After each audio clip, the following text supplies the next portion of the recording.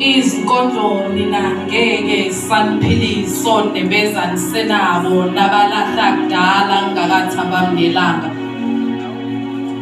Izinkondlo bezingaphilisa izizukulwane besiphila ngesikhathi sobandlululo abazi bobuhlungu nosizi.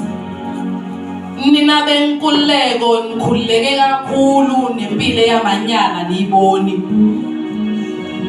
Nina benkululeko nikhululeke kakhulu ngafunga ukuthi anisona umfanekiso kaJehova. Nenkululeko ifike kwabangayifanele.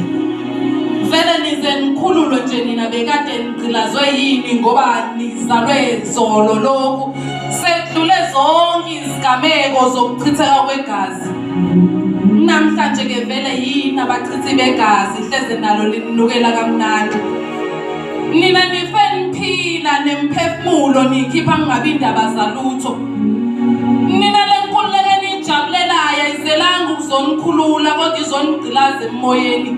Beka nina namhlanje senalaliswa zidakamizwa nengoma ekhala kuze kusekuseni. Nina nijabulela ngisho ukuqhuma kwenganono.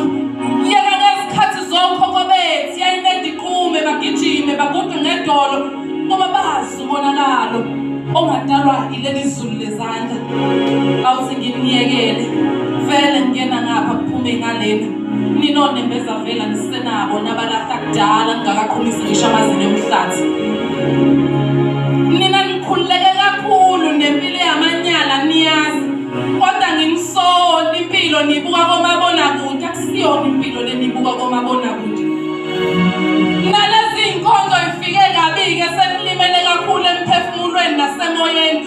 Seniphila kakhulu enyameni. Kodwa-ke namhlanje ukuthi okumnandi uJehova uyanithanda noma senikhululeke kakhulu naze namlibala yena kodwa akazange aze anilibale.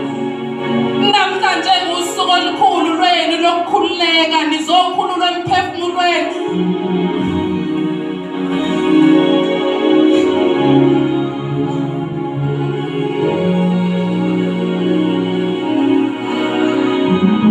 Nizokhululwa emphefumulweni kuvuselelwa nemeza benu baphinde